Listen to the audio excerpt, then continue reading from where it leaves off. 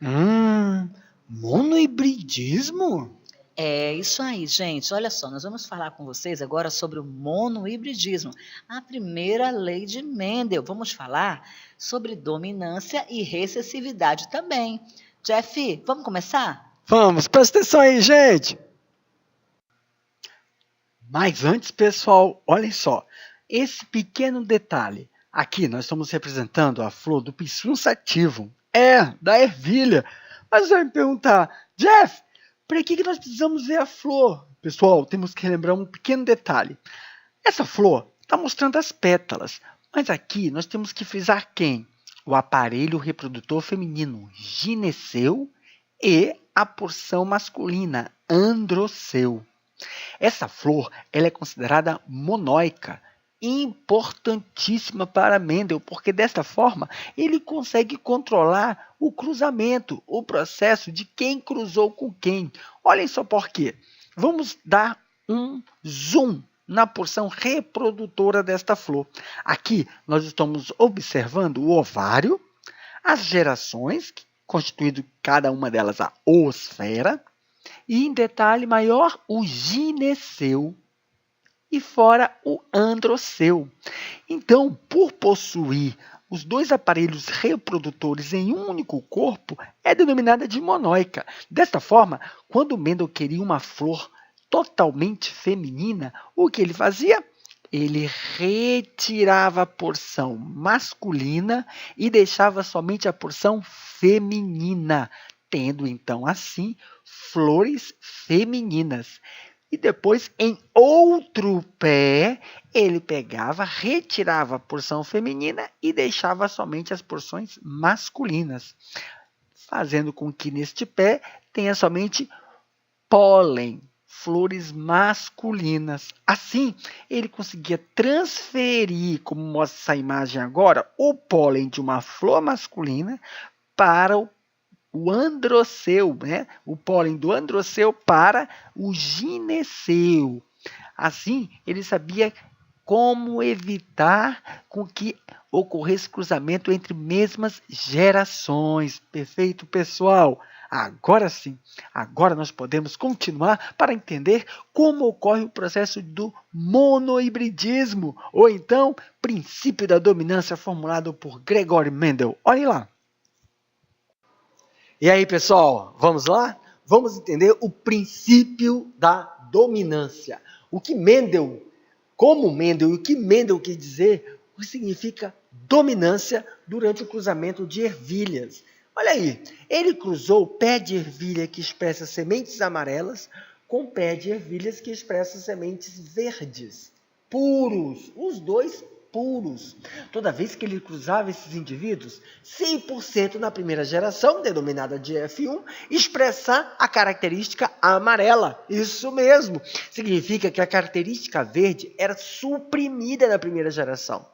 Ele se espantou. E o que foi que ele fez, professor? Ele pegou e fez a autofecundação dos descendentes de F1. Na autofecundação dos descendentes de F1, quando ocorria, ele observava em F2, segunda geração, o surgimento de quem foi suprimido na primeira geração, o caráter verde. E o caráter amarelo, que se expressa em maior proporção na primeira geração, permanece também em maior proporção na segunda geração. Ele ficou espantado. Então, ele repetiu várias vezes esse experimento, que denominou como padrão. Padrão fenotípico. Padrão fenotípico, professor? Sim, galera.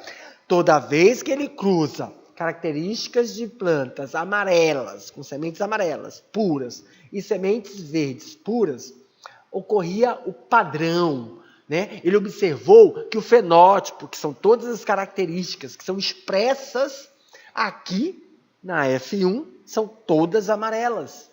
Então, o verde era suprimido na primeira geração. E quando ele faz a autofecundação de F1, o verde, o caráter verde, ressurge em menor proporção.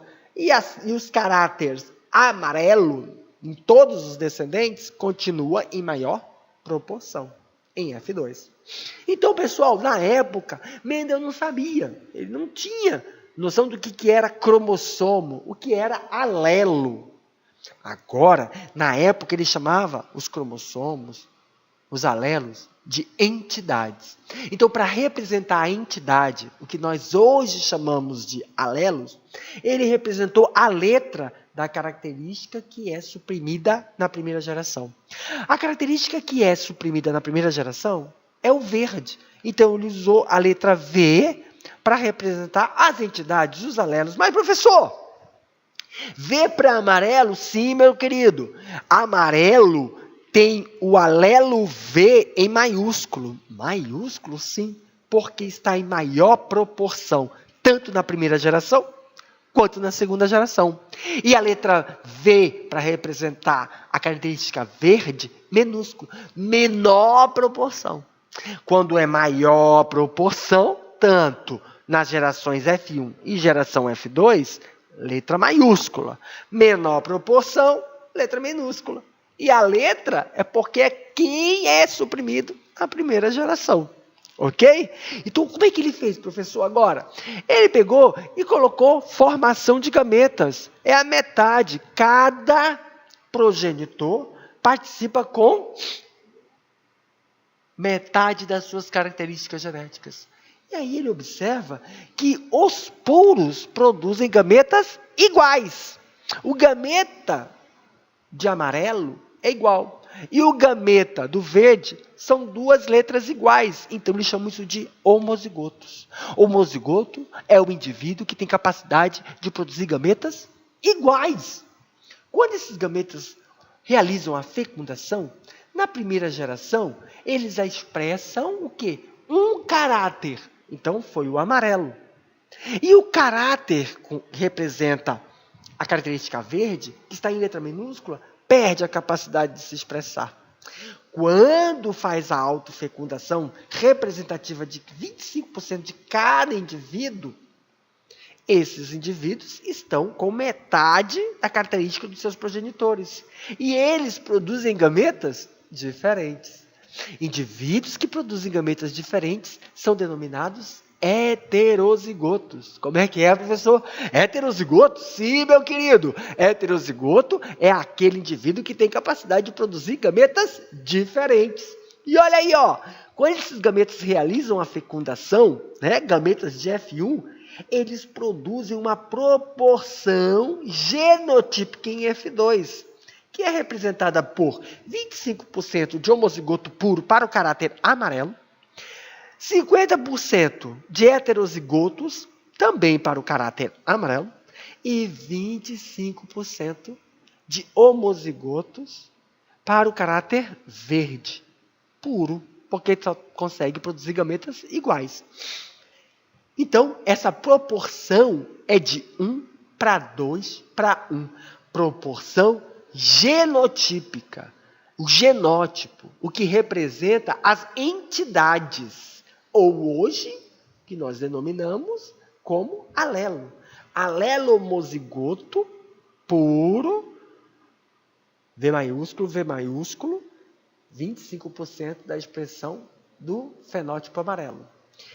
Heterozigotos, que têm capacidade de produzir gametas diferentes, mas expressam o fenótipo amarelo, porque o alelo V minúsculo perde a capacidade de se expressar. E 25% de verde puro. Isso é proporção genotípica, 1 para 2 para 1. Mas, professor, eu não quero analisar o genótipo. Se eu for analisar o fenótipo, olha aí, galera, soma-se a proporção 1 e 2 são 3. Então, 50% de heterozigotos mais 25% de homozigotos que expressam amarelo é 75% de fenótipo. 3 para 1. Uma proporção fenotípica que representa 25% da capacidade de F2 expressar a característica homozigota. Gente, olhem só. Toda vez que nós analisarmos uma proporção fenotípica, os 75%, tem que lembrar que desses 75%, 50% são heterozigotos, genotipicamente, e 25% são puros, ok? Toda vez que vocês estão observando esse tipo de cruzamento em que uma característica se expressa em maior proporção, em 100% em F1, e permanece a capacidade de expressão em F2 em maior proporção, e em F2 ressurge a característica que foi suprimida na primeira geração, isso é denominado como dominância. Dominância é quando observamos a expressividade fenotípica em 100% na primeira geração e maior proporção na segunda geração após a autofecundação. E quem foi suprimido na primeira, ressurge na segunda em menor proporção. Tudo bem, galerinha? Agora sim, com certeza você entendeu o que é dominante e recessivo. Ficou muito claro, não ficou? Eu tenho certeza que sim. Gostou? Dá um like, compartilha, se inscreve, que já vem mais aulas novinhas para você, totalmente direto ao assunto.